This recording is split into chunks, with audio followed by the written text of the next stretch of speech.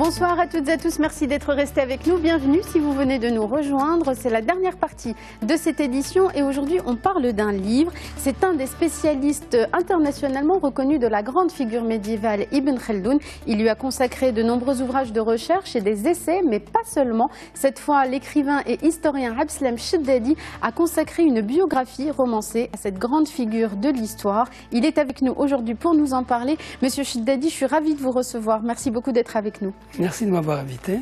Alors, Monsieur Chiddadi, vous êtes un spécialiste, je l'ai dit, internationalement reconnu de cette grande figure qu'est Ibn Khaldoun. Pourquoi avoir choisi, après des essais, après des ouvrages plus scientifiques, de lui consacrer une biographie romancée? Est-ce que c'est une manière de le rendre plus humain et plus accessible? Moi, j'ai l'impression, en fait, d'après les contacts que j'ai eus avec les gens, quand je leur parle d'Ibn Khaldoun, que tout le monde attendait une fiction sur Ibn Khaldoun. Et parce que la fiction, c'est une autre façon de présenter le personnage, non seulement le personnage, mais ses idées, son époque. Mais justement, que permet la fiction que ne permet pas l'essai? Le travail scientifique, sociologique ou historique s'arrête au niveau de description théorique. Il n'entre pas dans la vie intime. On reste dans la présentation des concepts. Parfois des chronologies, des faits historiques avérés, etc. Mais il ne parle pas de la vie intime. Alors, pour présenter un personnage et le rendre plus proche des gens, la meilleure façon, c'est justement de montrer comment il vit au quotidien, comment il pense, quels sont les gens qu'il rencontre, comment il vit dans sa famille, avec ses amis, etc. Et donc, c'est un peu ça que j'ai voulu faire.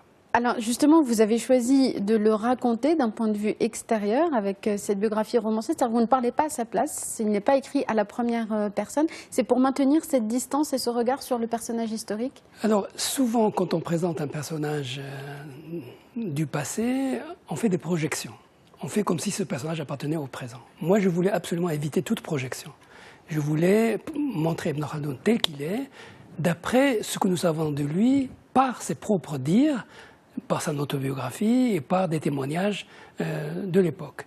Et donc, pour faire ça, bon, j'aurais pu évidemment le présenter avec un jeu où je raconte, mais à mon avis, ça aurait faussé le récit. Oui, ça fausse un peu le point de vue.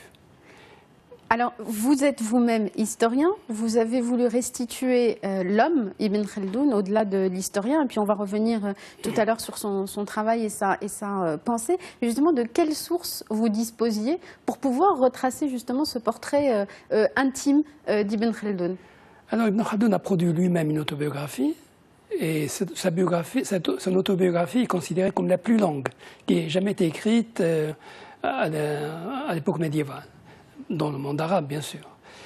D'un autre côté, il y a un certain nombre de biographes au Maghreb, en Andalousie, en particulier Ibn Khatib et Ibn al-Ahmar, qui vivait au Maroc, entre le Maroc et l'Andalousie.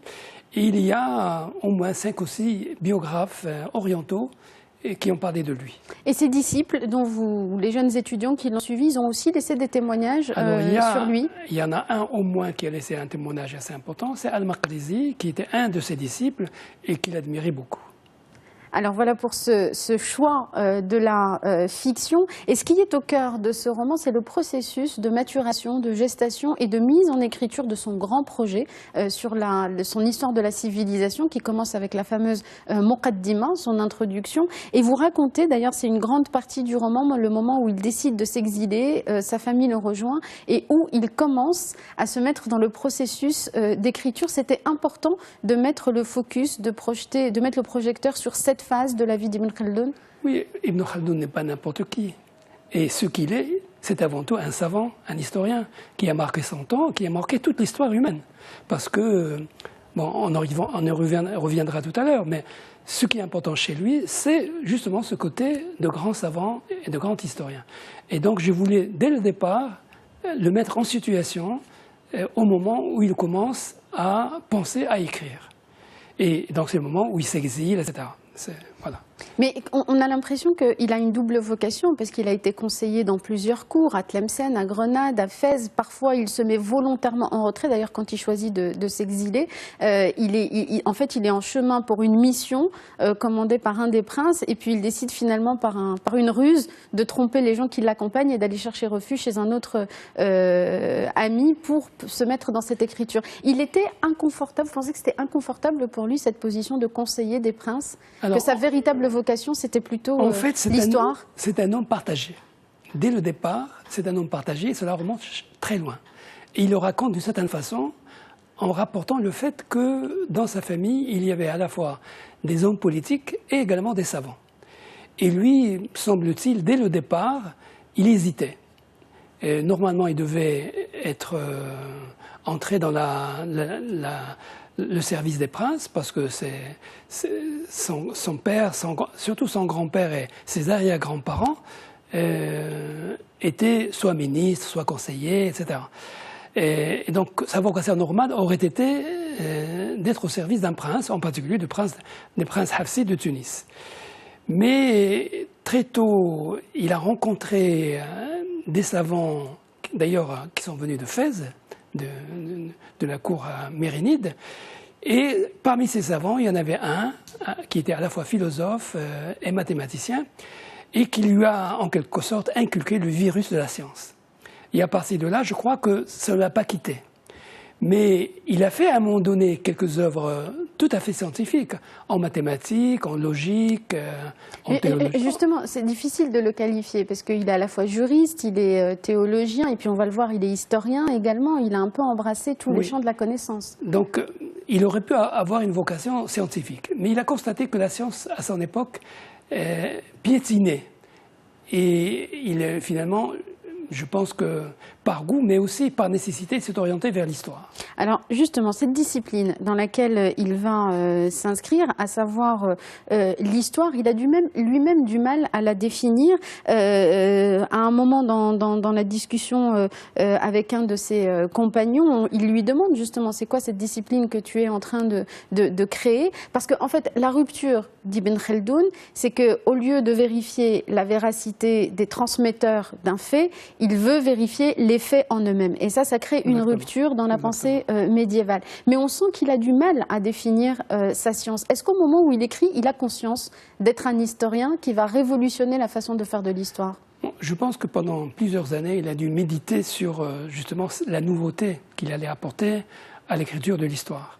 Parce que, comme vous l'avez dit, dans la tradition historiographique arabe et musulmane, d'une manière générale, ce qui intéressait les historiens, c'était surtout, effectivement, la vérification des chaînes d'information.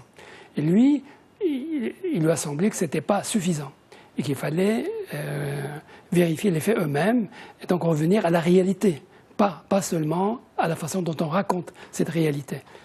Et pour cela, en fait, il fallait toute une science. Et je pense qu'il a dû découvrir cette nécessité assez tôt.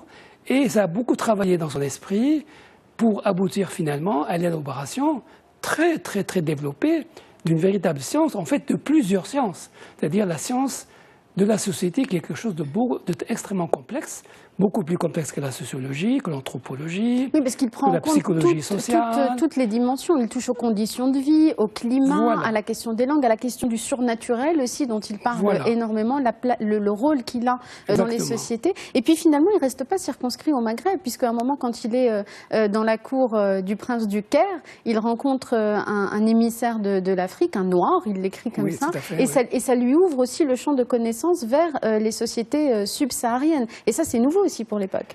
C'est-à-dire, à l'époque, il y avait déjà un intérêt, évidemment, pour toutes les régions subsahariennes. Et il y avait quelques écrivains qui avaient déjà écrit sur l'Afrique. Mais lui, il voulait avoir des informations de première main, comme d'habitude. Et donc, pour avoir des informations de première main, il faut qu'il ait un contact avec des informateurs. Et là, il a rencontré au cœur des informateurs africains qu'il a pu interroger et qui lui ont donné des informations sur un certain nombre de choses. Alors dans le roman, j'ai donné un exemple, mais il doit y en avoir beaucoup plus que ça.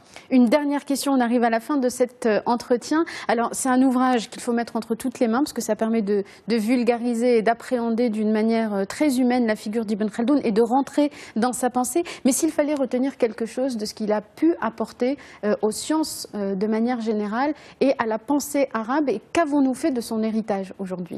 Alors, ce qu'il a apporté de neuf et d'important par rapport à la pensée historique, à la pensée sociologique, à la pensée anthropologique, c'est qu'il a pour la première fois jeté un regard objectif sur la société avec une méthodologie extrêmement étudiée. Et ça, c'est complètement nouveau dans l'histoire de la pensée humaine. Ça, c'est très important. Alors, ce regard objectif, nous, aujourd'hui, nous ne l'avons pas encore. Nous n'avons pas assez d'audace pour nous former à avoir ce regard objectif sur nous-mêmes et sur notre société. Donc un héritage à revisiter, à exhumer et peut-être à reprendre ou à continuer. Absolument. Ibn Khaldoun, une biographie romancée, c'est donc aux éditions La Croisée des Chemins, c'est signé Abdeslam Chiddadi et c'est une excellente introduction à la pensée d'Ibn Khaldoun. Merci beaucoup d'avoir été avec nous. C'est moi qui vous remercie. Merci à vous tous et à vous toutes de nous avoir suivis. C'est la fin de cette édition. Restez sur Médien TV, la suite de l'information dans un instant.